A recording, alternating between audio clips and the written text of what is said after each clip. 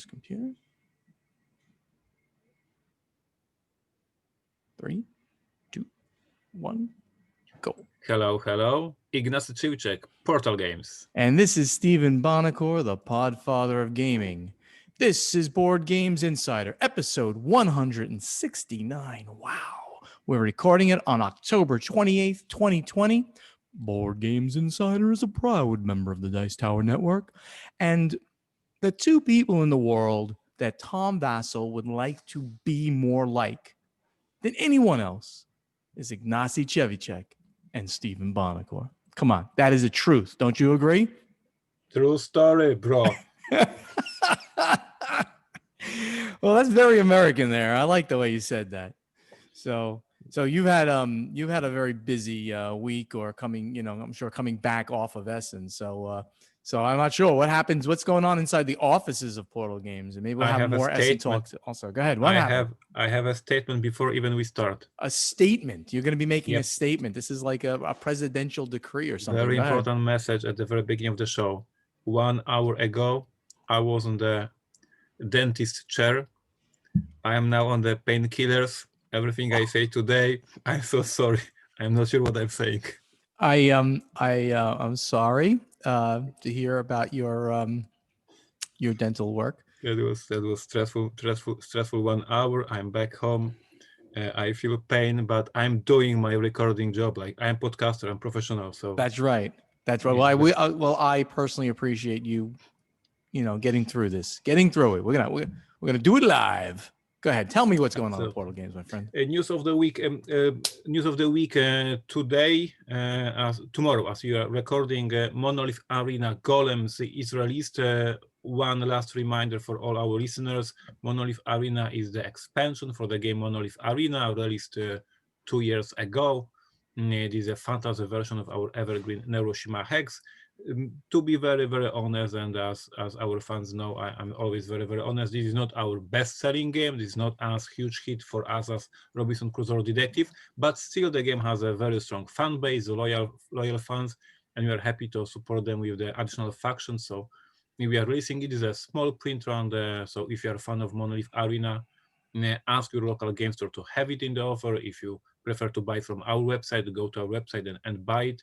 And I'm very vocal about this in Polish forums, of course, as you guys expect. In Poland, I'm much more vocal with the podcasts and vlogs, etc. But I always want to educate. So this in general picture. If you want, you as a gamer, expansions to your favorite game, more expansion for Scythe, more expansion for Terraforming Mars, more expansion for Monolith Arena, you need to support the line. It's as simple as that. So we already have questions because fans are crazy. They are already asking, thank you for this Monolith Arena Golems expansion. When the next one? And I say, if there is demand, there is the next one. I will not start developing next one. We will not start producing next one if you don't know the demand. So there's a general message to everybody. If you love the game, you do play. If you want to have more content for that, support the game, play it, go to gaming clubs, show on Facebook, show on social media that you love the game. We were very successful. This is like a success story, and I think it's a great example.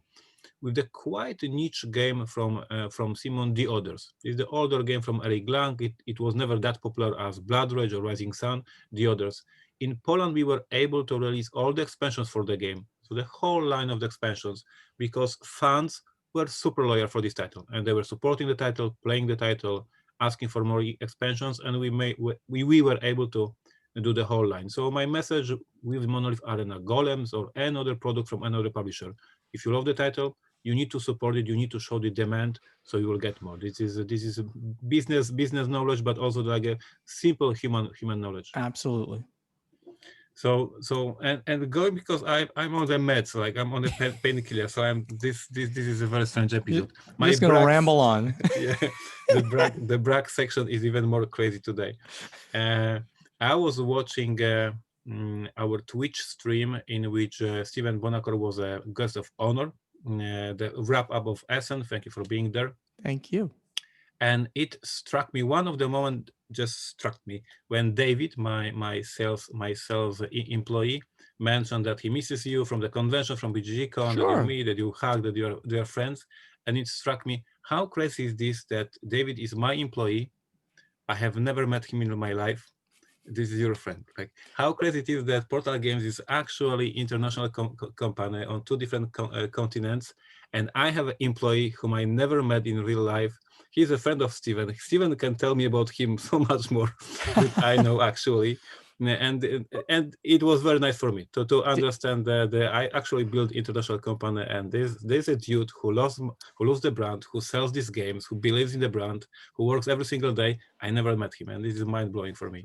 First of all, I know everybody, right? Okay. I know every, maybe every gamer on the planet. Not exactly, but if you go to conventions, we probably have crossed paths, and I know you. Number two, David has worked in the Stronghold Games booth Okay. at BGG Con. I'm pretty sure. Number Yes, he's from three, Texas. Yes. right. Number three, he's the brother of Paul Paul. Marchbanks. This is David Marchbanks and Paul Marchbanks. And Paul used to do the videos for all of my games. Number four, we've had beers together. Should I keep going? So yeah, I guess I know him a lot better than you. And yeah, and Strange world, I right? This miss is a everybody. strange world that this global village allows us to do that, and hiring people that one day I will meet him. That's for sure. But Absolutely. so this is my brag section about Portal Games being international, and this is this small moment that blows my mind. Pre-order detectives, pre-order detectives, what I'm saying. Pre-order Neuroshima Hex, Year of the Moloch, few last 2 weeks. I need to be more active on social media to spread the word about these pre-orders, because there will be so many of you whining later that you missed the opportunity, that you didn't know, and I'm always furious at that very moment. Amazing edition, huge box, 19 player 8 for every single army, plastic insert for every single army, art book, a ton of additional content. Is a limited collector's edition of Hiroshima Hex to celebrate Year of the Moloch. So please check out portalgames.pl/en, learn about this product, so you are not going to whine later, because I will be yelling at you. Yeah, I will not be telling that I'm so sorry, and I will be yelling at you that you missed this pre-order. Upcoming street dates, Robinson Crusoe Treasure Chest. It's a confusing moment, so I will discuss this today and in a few upcoming episodes. Why? Because the expansion is already released in Europe, so English-speaking fans in Europe already can purchase the expansion. It is not yet released in America. In North America, it will street date in November, one day, I don't know the date. But it is still in the transition, customs, warehouses, all that jazz. So it is released in Europe, not released in North America. In North America, still on pre-order. I strongly recommend to check out your local game store or our website to pre-order the expansion. Amazing content. And to finish with this in a Slavic way, to finish in the bad news, home office strikes again at Portal Games since Monday. I asked my team to go back to home office. We have a very difficult situation in Poland. I don't know how much you see the news, but unfortunately, Poland is now very high in the rankings of the most COVID cases in Europe. And once again, I decided to put my team in a safe space and let them work from home. So we have now only 2 employees working at the warehouse to ship packages. All of the rest team is working at home. Once again, we are lucky, and once again, I want to say very clearly, we are lucky that we are able to work from home, because we are designers, because we work with the artwork files, because we can do phone calls. Once again, huge respect to all the people who cannot work in such a comfortable environment and have to go to work in these crazy times. So stay well and be healthy. And here at Portal Games, we try to keep each other as safe as possible, and happily we can do that. Yeah, no, it's the numbers are going up all over US, very much so as well. And I've seen like the lockdowns starting Yep. again in many European Yep. countries. So I wasn't aware exactly of Poland, but I see it Italy. There's like riots because it's people difficult. don't want Yep. to stay in their house, and it's really rough. It's really rough. But we have to do these things. We have to get through this together. So what's happening over here at the Podfather of Gaming? I'm going to go right down to my happy hour again. We keep getting visitors from people who listen to Board Games Insider. They keep showing up and having a good time for us for an hour. They don't normally come back to it too often, but it's great. We getting a new influx of some people. So please, once you sign up to my Facebook page, the Podfather of Gaming Facebook page, there are the events for the happy hour posted there. It's every Thursday at 7 p.m. and every Sunday at 4 p.m. Eastern time. And the Sunday one's great for the Europeans, and Thursday or Sunday for both. Everybody, the Americans and the North Americans certainly.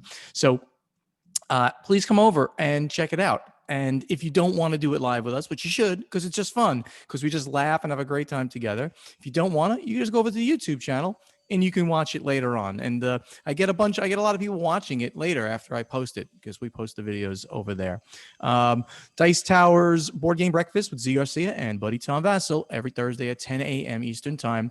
More news, the game show, and contributor segment. What was that?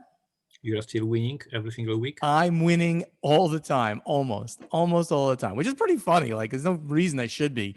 I'm pretty good at trivia, because mostly it's a trivia contest or rank these things in some order, and you just have to take guesses, really, because how do you know?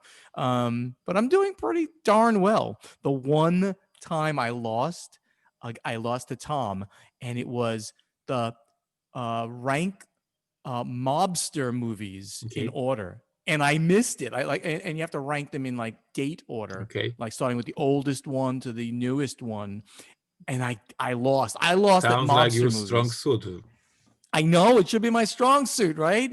It's very you're trying to stereotype me there. I think the Italian American. But anyway, it was a lot of fun, and it was like a tie. I think he won on a tiebreaker. He won by 1 point. It was crazy, but yeah. So he's finally beat me at something. I guess I guess he can say that from now on. News of the week. I do have some friends going to spend a long weekend here, which is kind of going to be fun. Then we'll do a little bit of self-isolation to make sure everything's cool afterwards. But for a nice long weekend, they decided to come in so we can game a lot together. There'll be much gaming. There'll be some wine drinking, that's for sure. So next show, I'll tell you a lot about the games that we played, probably some old school stuff, because these are some older friends of mine from back from New Jersey. So we'll see how that goes. Meanwhile, Gloomhaven, our characters are on the verge of retirement. As I mentioned, we're about to open a box because we've hit a reputation of +10. So we're just loving that still. I think I'm selling games for Isaac. But it's just been a lot of fun. Our Pathfinder game is going amazingly. And as I mentioned on the last show, and I want to repeat it again, if anybody out there wants me to do an NPC appearance in their role-playing game that they do over Zoom or whatever other online thing that they use, I'd be happy to do that. I did it about a year or so ago for the Incorrigible Party. Shout out. I love those guys. So if you'd like me to be on, just reach out in one of the social media events and means, and I will be happy to do that. I really enjoy role-playing. And of course, that's more contact with friends and fans across the world. What else do we got? I think that's it, Ignacy, over here. So we got a lot of news. So why don't we go and go to the event deck? So in the event deck, you put a news item right up there at the top. You try to usurp all of the things I wanted to talk about, but this is good because it's an Essen follow-up, and I did see you do a long blog post about Essen, and you seem to have gotten more negative since we did the last podcast, but that's cool because you think about it more. So tell me your B2B section and maybe other thoughts that you've had since we talked about it last on the last episode. I asked my employee Greg, who is our licensing manager and production manager, how was this B2B section working, and he said the best Essen for him ever. And this is a very funny comment, and Stephen can probably give some examples from his experience from Essen. When you have so many meetings packed in one day, and every single meeting, every half an hour, one meeting, if one meeting is delayed, it is like a domino effect, and everything just collapses. So Essen is all of these, I'm sorry, I'm late, and this is like always mess with the calendar. Greg said, this Essen, he had no single meeting delayed. Everybody was sitting in their offices, of course, on the Skype or Zoom, and he said it was smooth, nice. I asked him precisely about the features of B2B section for Essen for the website. He said, I don't know how they did it because I'm not very good with IT, but he said it was incorporated Zoom with a Google Calendar with something else. So when you were scheduling a meeting with somebody, it was already put to your Google account. It was already prepared the link for the Zoom account. Everything was super smooth.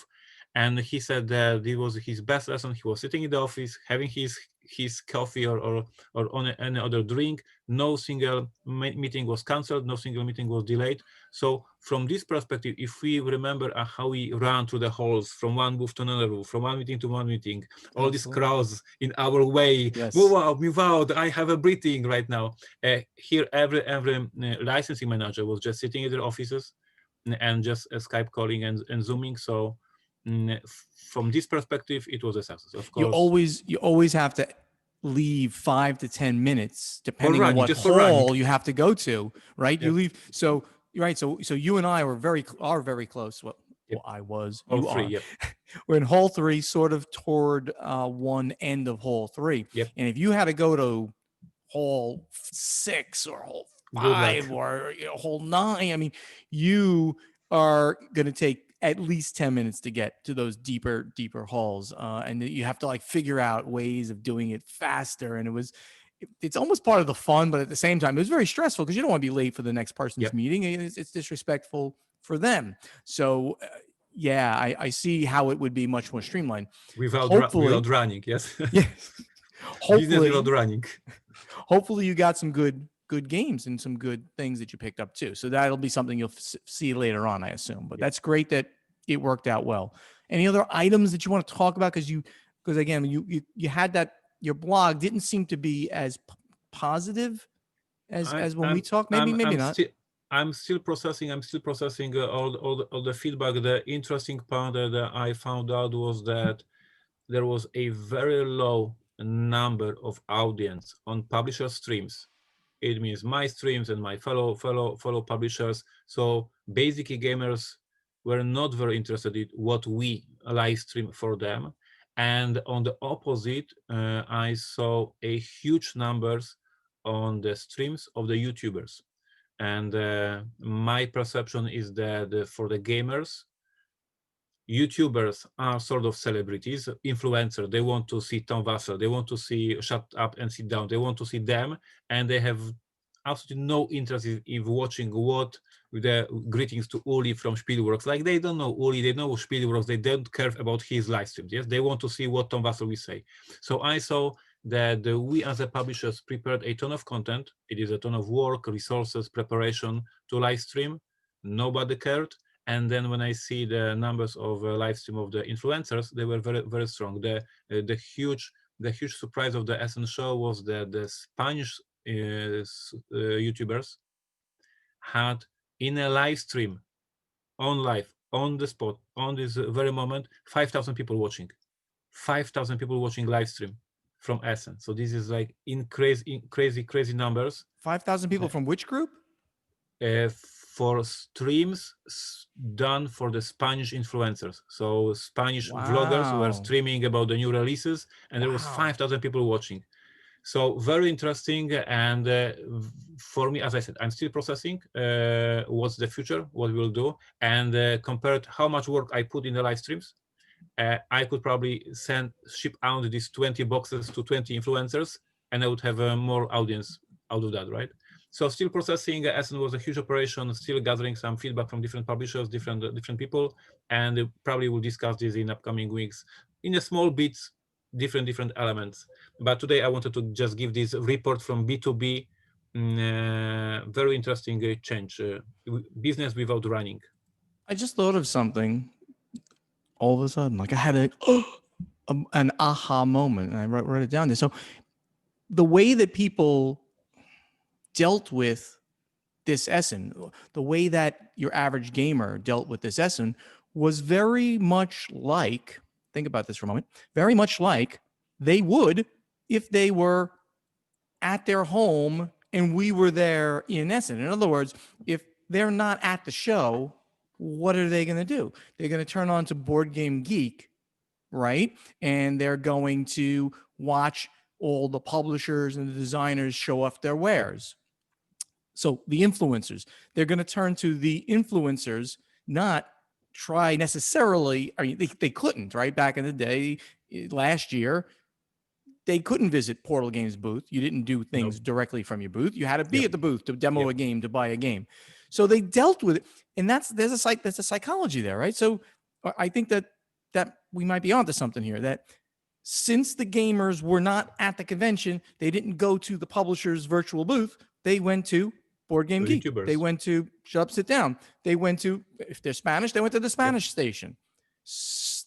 Very interesting. I'm going to write that down. So maybe the thing is just need more good influencers doing the coverage for yes. For the publishers. I made this note here at the office because we had I was also discussing with the Russian YouTubers who were doing live streams, and they sent me data that was like insane number of views in Russia from these Russian YouTubers.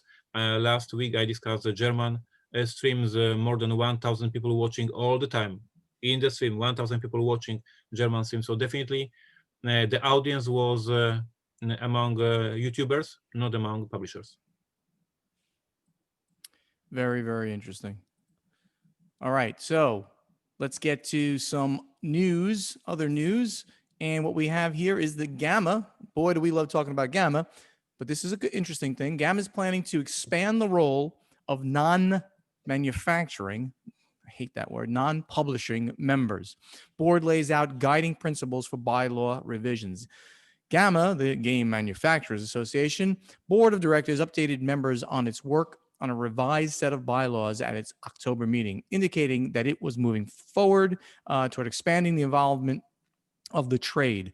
Organized as an association of game producers, publishers, over the years, GAMA has grown to include many retailer and wholesaler members who are not considered full voting members. So GAMA is, and this is a very interesting thing. GAMA is supposed to be the trade organization for publishers, those who create the product. And steadily over years, they've had a board seat for the retailers.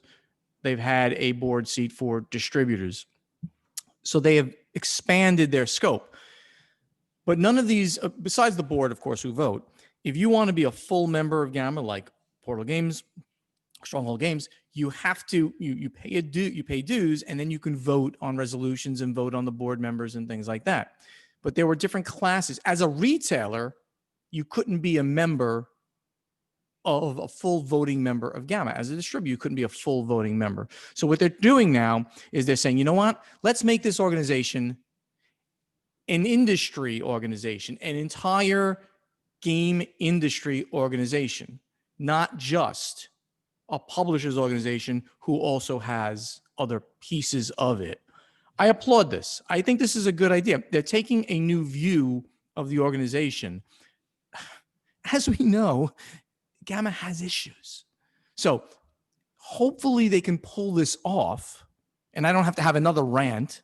Hopefully they can pull this off in a streamlined way. But I give them props for saying, you know what? We need to be more inclusive, not inclusive of people's sexual orientation and color of their skin, but in this case, more inclusive of what the industry looks like. So they'll basically have two tiers of membership. You're either a full member, right? All publishers and retailers and distributors and whoever wants to be a member and have a say, or you can be, they called it a communicating member.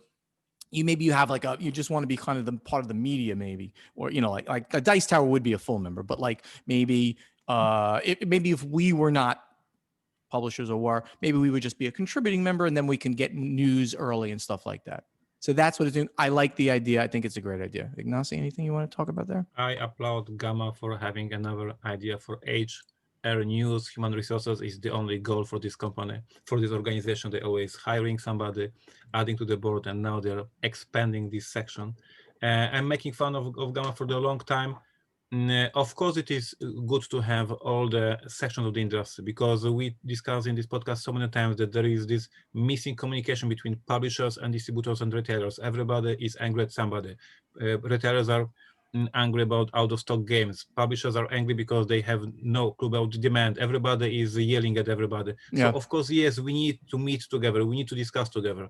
And we need Gamma to have goals and achieve them, and not discussing HR every single week. Yep. So we're getting into the sad portion of the podcast in a number of different ways, but the most sad of all is the announcement that Satish Pillalamari, and I apologize for not being able to pronounce his name because he is a good friend of mine, the co-president of North Star Games, passed away.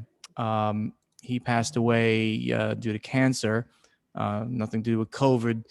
Came on very suddenly early in the year, and he just passed away. And I literally, the day that I got this news, the day before I got the news, I had reached out to him and to Dominic Krapuschetz, who's the other co-president of North Star Games, regarding a business thing.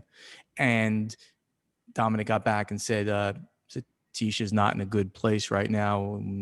We don't know what's going to happen. And the next day he passed away. Ignacy, I don't know if you know Satish. Wonderful guy. Always had a smile on his face. Always nice. One of my fondest memories was I had lunch with him at a New York Toy Fair 5 years back or so. Had a lovely time talking about the industry. He goes to the gathering of friends. So I used to see him there, and of course we see him at the conventions as well. So, death is a part of life. So I mean, these things happen, but very sad to hear, and he will be very much missed. I agree. A couple of cancellations, including the New York Toy Fair, not canceled for 2021, but moving from February 2021 to May 2021. I guess that's a very optimistic also. Who knows if they'll be able to do it in 2021. Not much more to say about it. I mean, we like to mention these things because since the New York Toy Fair now has been canceled or moved, this is one of the last events of the bigger portion of the industry that ran, before the closings occurred. The Gamma Trade Show, or the Gamma Expo, did also run in early March of 2020. So we got to see what's going to happen with that. If that is moved, that will be the full year cycle, essentially, of things being moved. That's very interesting. And a very delayed cancellation of PAX Unplugged. PAX Unplugged, nobody believed it was going to run. Philadelphia is in a very big trouble right now with COVID and other things going on there. So they've finally officially canceled as of a week and a half ago or something like that. I'm sad that I can't go. I understand, though. That's a great one for me because I get to see lots of my friends from the area that's part of Philadelphia, is directly next to South New Jersey. So I get to see a lot of my friends when I go to PAX Unplugged. So that's a shame. And then in the category of all the cool kids are doing it, Ignacy, the president of Hasbro is retiring. You know him, of course, right? So, Hasbro president and chief operating officer John Frascati was retiring on March 31st, 2021, when his current contract expires, the company announced. He will continue to be employed as a special advisor to CEO Brian Goldner for a year after retirement. So, Ignacy, John and I, we go on his private planes. We go over to, the Caribbean, go on his yacht, stuff like that. I know everybody, of course, right? No, I do not know the CEO of Hasbro. And the reason I brought this up, besides being funny about that and about all the cool kids retiring, is that I wanted to mention Hasbro again and the perspective of how big Hasbro is. So, and I looked this up before I did this, got the article. Hasbro has a market capitalization. That means what does the market value them at $12 billion. I thought it was actually a little higher than that, but $12 billion. Over the last 5 years, they have maintained a cash balance cash in the bank balance of $1 billion. Now, currently, as of the last statement, I believe the last statement was the end of last year, their cash was 4.6 billion with a B US dollars. Current assets have been over 3. That's like including accounts receivable. Over the last 5 years, over 3 billion, and now it is at 6.7 billion. So, and the reason I'm mentioning these ridiculous numbers is because literally Hasbro could buy not only Asmodee for cash, they could buy all the hobby game companies in the world with the cash balance that they're sitting on. Just think about that. So when we talk about Hasbro, we're talking about a whole nother level, of company. And while we do not in any way directly compete with a company like that, they obviously do have an influence on what people think games are. And therefore we need to acknowledge and think about them as we move forward and how they are, what they are doing in the industry. To understand that we are living on the edge when I'm complaining on Monopoly every other week, and we are risking that our future if somebody at Hasbro will finally listen to these episodes, and we are screwed. I doubt that they'll be angry at you, Ignacy. Don't worry about it. All right. Ignacy has told me I have to move on. I have a lot more news I wanted to get to, but we'll have to get to it next week. Let's go to strategy and tactics. So Stefano De Silva. Oh, wait a minute. I believe No. Nope. Christopher. Yes. I forgot to take out these other things from last week. Haha. Ignacy, I'm screwing up my thing here. I'm not doing my job of making sure the notes are all good. So we have Christopher Sutphin, who's Chem Soldier on Board Game Geek. As a publisher and developer, when do you decide the artistic direction? When do you decide to go with the unknown or internal talent, with the unknown or the internal talent? And when do you go with the big name artists? Ignacy, why don't you? This is sort of your thing more than mine. So yes, for me, it is so easy for me because I'm the owner of the company and I'm designer. So when I design a game, I already have some vision of the game, how it needs to look, and then either I tell my art department, hey, please contact this artist. I want him on the cover. I want him on the cards, or I at least give them direction and I show them a couple of artists from the internet galleries and I say, I imagine my game looking like that.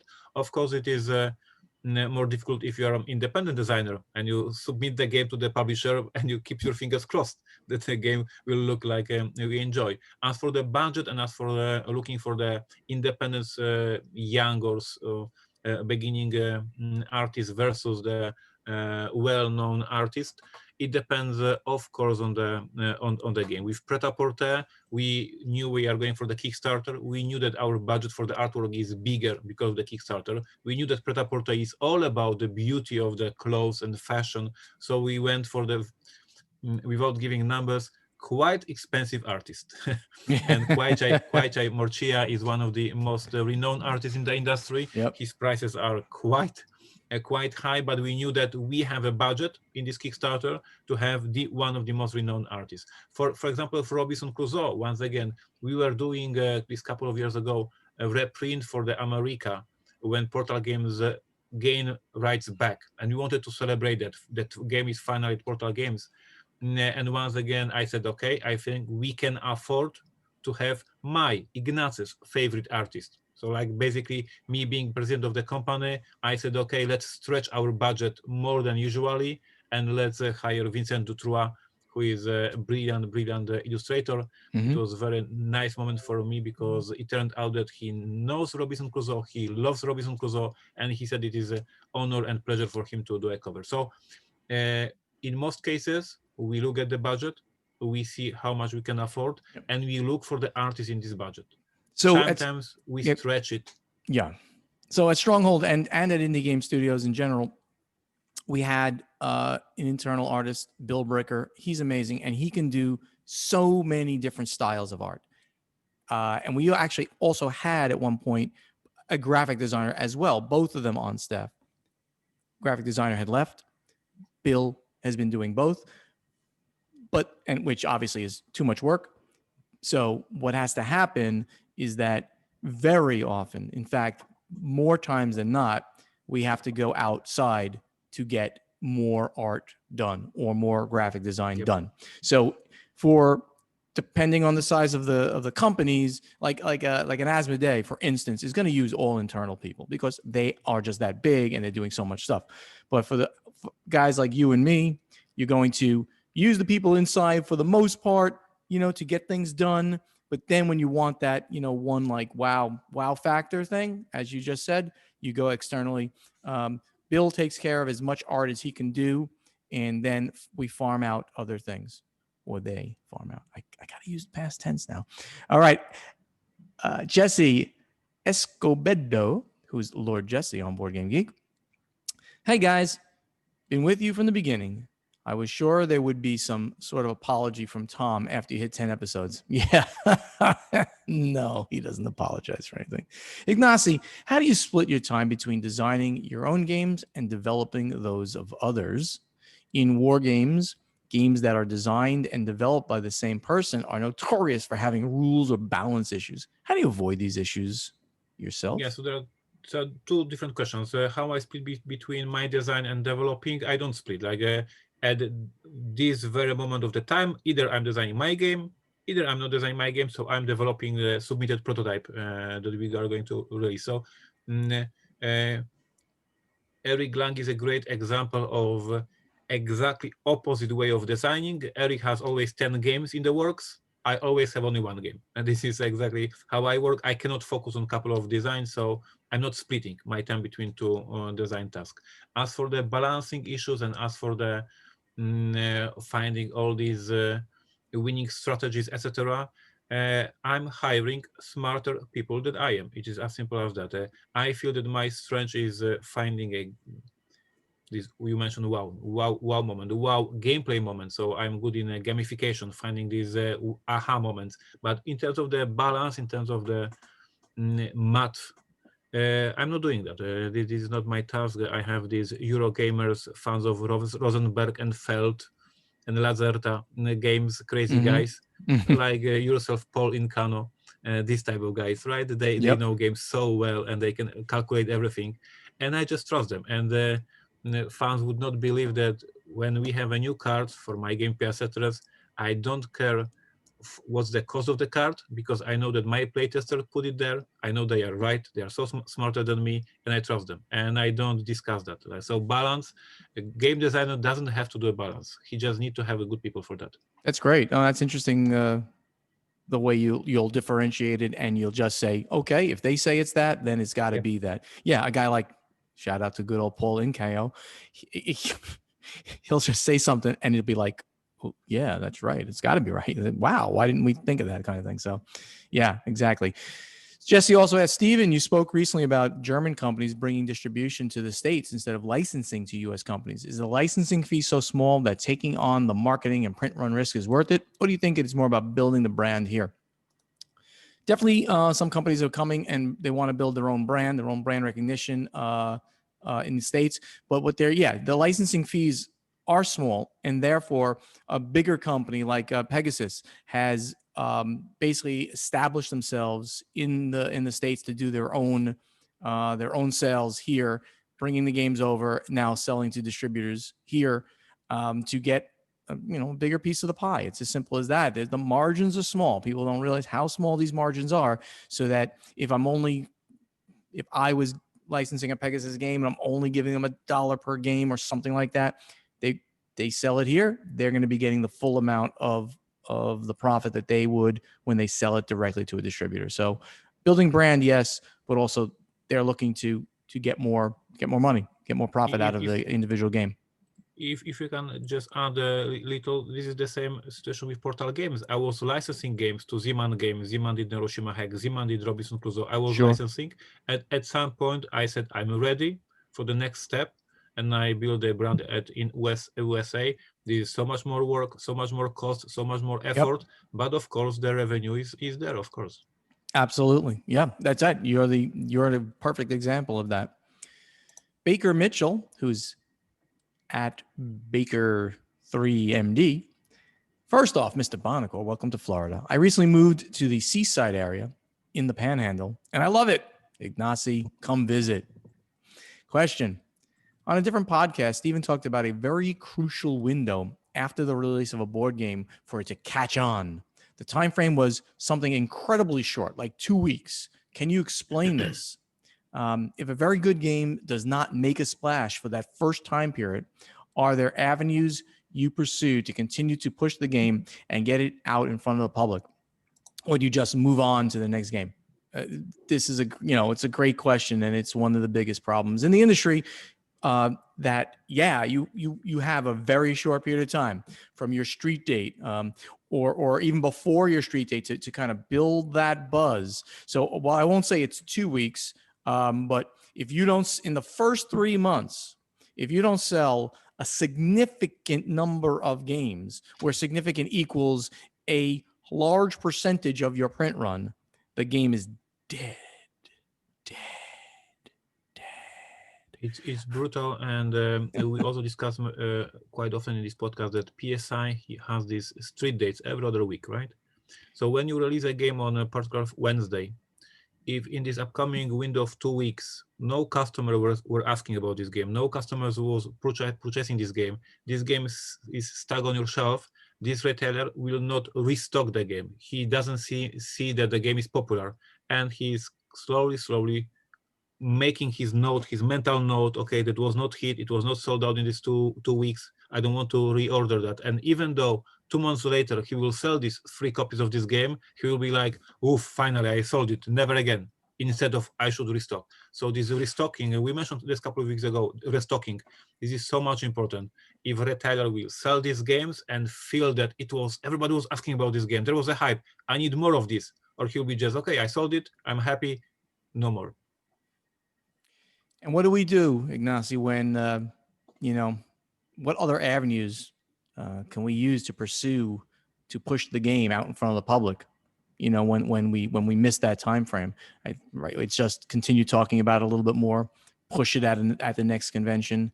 There's very little that we can do to get over that hurdle if we miss it early on. There's very little we can do. This is the biggest problem of the industry.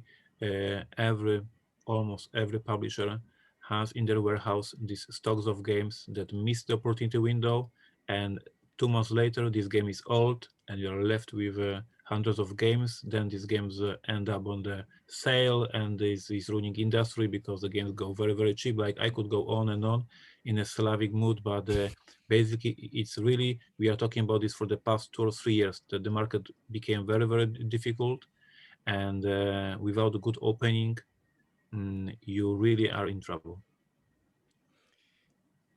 So DB asks a really nasty question here, but you know what? Nasty I'm cool. question. Oh my nasty. God. Why? Oh yeah, he's being nasty to me, but that's okay. You know what? I can take it. He's a bike freak on Board Game Geek. He says, Steven, why don't you like? What's that? I see the question. Yeah. I agree with him. Steven, why don't you like standard boxes? Stop selling air unless you plan to fill it with expansions, and even then, use a standard box size. Well, first of all, calm yourself down. Or maybe I made it you sound a little more angry than you are. I don't know. Second of all, there's lots of reasons. First of all, we as when I was president of Stronghold, brought so many games across. So we have so many different partners that are using so many different box sizes. And on some level, some of those were standardized, but some of them are not. Early on, we made a decision to use a given box size. We stayed with it because it was a line of games. You don't like it? Sorry. I can't help your OCD. But then again, I'm not doing it anymore anyway. And I believe that box size we actually got rid of about a year or 2 years before I left anyway. So the one box that was not standard, that was really not standard, was a custom box we got rid of anyway. So maybe I kowtowed to the masses there. I didn't really. It's just that we just started putting it into a different size box. We forgot about the line as a line anymore. All right. What's your favorite cookie, Ignacy? That's the second part of the question. And he does say, keep up the good work. So, okay, I'm not so mad at you now, Bike Freak. Oh, no, I wasn't mad. I'm kidding. What's your favorite cookie? I have a perfect answer for this question, because we are after this Essen Spiel week. And when I was driving for the past 16 years to Germany, at this very week in Germany, I don't know the reasons, I don't know the German culture, but at this very Essen week, in all these malls and grocery stores in Germany, this item was showing up. It is called Lebkuchen. It is only for the Christmas in Germany, and I was buying a ton of that. And this year, even though there is only Spiel Digital, I get them because it's a Lebkuchen tradition, and I get them even though there is no real Essen. So this is a sort of cookies that are traditional in Germany for the Christmas, I guess. I don't know. I love it. For the 16 years, I was eating that, and this year I was not giving up, and I get my How did you copies. find them? How did you get them? Mary get them somehow. I don't know. And I have amazing wife. So You have an amazing. I was just about to say you have an amazing wife. Mary is amazing. Lebkuchen. So my favorite cookie, well, does a Stroop waffle count as a cookie? Yep. Okay. Well, that's definitely in the top two. Netherlands. Yep. But when I first had a Stroop waffle, which was in Essen also, somebody brought them, and I'm like, what is this odd thing with the it looks like a waffle and it's stuffed with caramel. Yep. I'm like, this is odd, and they are amazing. Do you know who gives out Stroop waffles almost on every flight? United Airlines. When you go, it's their like snack. You either get pretzels or you get a Stroop waffle. Americans do not know what this thing is, but they do now. If you fly American Airlines, you do, and they are delicious. My second, or really close to number one also, is this Italian cookie, and I do not remember what it's even called, but it sort of has that same crunchy. Paula's right there. Paula, what is that Italian cookie called that I like? She's looking at me like, no, I'm crazy. She knows what I'm talking about. She doesn't know what it is. It's kind of got this same kind of crunchy caramelly thing, and it's covered with chocolate as well. So that's really, really, really good too. And I can't remember it. If somebody wants to like tell me about what that name is, it's an Italian cookie. You always get it around Christmas time too, or an Italian bakery anytime. All right. Paula is thinking right now. He told me he's going to record board game podcast. What the hell is going on? That's exactly right. All right, Ignacy. That's the end of our segment for this week. Let's get over to our play testing segment. How's my grammar this week? I already corrected it for you. Okay. So my amazing question in this improved grammar sounds like, what is the hottest game of this year so far for you? The best, the hottest, the new item that you are eager to play, check it out, have in your collection. What's the hottest item of the year? So I have to answer this question, right? This is a hard question. And, you and I kind of mentioned to each other a little bit, like, is there one? It's like, I don't know that there really is one that truly, truly stands out this year. What I'm going to say, wow. I'm going to point to, I don't know. You know what I'm going to say it is, Ignacy? Yeah. And I know you're going to say that this is, I'm just saying it because of you. Detective season 1. Seriously. Oh, I appreciate that. You appreciate that. But I'm serious because I think that's a huge hot game because you have Detective and it's already hot. It's a gamer hot game. But it's hard to play. It's up there on my top shelf. I don't grab it much because it's hard. But I got season 1, and guess what I'm going to be playing this week with my friends when they come over. I'm going to bring that out. Boom, we're going to put that on the table, and we're going to play that one. I'll also give a big shout out to like Jeff Engelstein's Super Skill Pinball, a game that he should have given to me before I left Stronghold. And I was so mad at him for not giving it to me. But I think that's going to be a really big game. But again, none of these games are going to be breakouts per se. I mean, yours might be. I think it could be. I'm also looking forward to Rocket Man by Martin Wallace, because I'm a Martin Wallace fan, and it's about space, and I like the name, and but I don't know that there is a true hotness. What do you think? Is there something you're looking for as a hotness? No, I had this question with these theses in mind that it is really hard to pick one, and when we think what happened during this year during Golden Geek Awards, when Wingspan won everything, Do we have a next wingspan? I guess we don't have, right? No way. This situation will not happen next year with one game winning every single category. And back then we had this pandemic legacy, everybody was discussing. Back then we had a Gloomhaven, everybody was discussing. Wingspan, like every single year we had this one game that was everybody was discussing. And this year it's missing. And so I'm asking this question to our fans. Of course. I'm asking, and we will see if one or two titles will show up more frequently. Yes, or everybody will give a different answer. So very, very eager, very, very honestly eager to see what is your answer for this question. So Ignacy, right now, as I watch him do this, because we do this on video too, go over to my YouTube channel. Ignacy's going to create a thread right now on Board Game Geek, and he's asking you the question, our fans, what is the hottest game of this year so far for you? So look for the thread, playtesting 168, and post your answer to the question. We have 1,104 members as for now. Not bad. I think when you saw more than 1,000, it's epic. That's, we got to beat Tom. Oh, we can't beat him. Too bad. He's been around for 15 years, I think so. But we'll beat a lot of other people. Anyway, let's get to the final scoring. Thank you so much for listening. Help us spread the word about this podcast by telling your friends to download Board Games Insider wherever they like to get their podcasts. To ask us questions for our strategy and tactics segment, you must post them in the correct thread in our guild on Board Game Geek. To answer our question to you from our playtesting segment, also go to our guild on Board Game Geek and look for the thread with this segment's question. Board Games Insider has a Facebook page, so please like us on Facebook. Also, on Facebook, please like Ignacy's page and Steven's page, which is /Portal Publishing and /Podfather Gaming. Our websites are portalgames.pl, portalgamesus.com, and podfathergaming.com. Please go there, sign up for the newsletters, get up-to-the-minute information on what's happening at Portal Games and with the Podfather. On social media, you can speak directly to Steven and Ignacy. On Twitter, @PortalGamesUS and @PodfatherGaming. Same on Instagram. And on YouTube, the channel names are Portal Games Movies and the Podfather of Gaming. We hope to see you in 2021, please. We really want to. Board Games Insider was professionally edited by Matthew Jude from This Game is Broken podcast. And if you'd like him to edit your podcast, please contact him on Twitter or email at thisgameisbrokenpodcast@gmail.com.